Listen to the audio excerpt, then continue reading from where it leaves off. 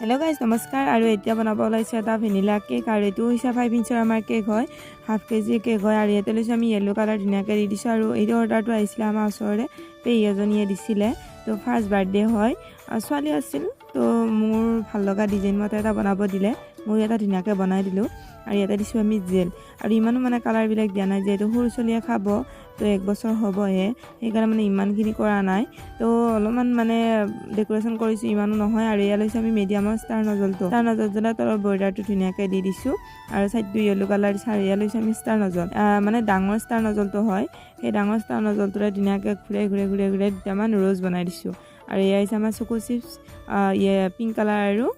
dark colour এয়া হৈছে আমাৰ এটা বাটাৰফ্লাই দি দিছো ধুনিয়াকে আমাৰ ফাইনাল ডেকোৰেশনটো হ'ল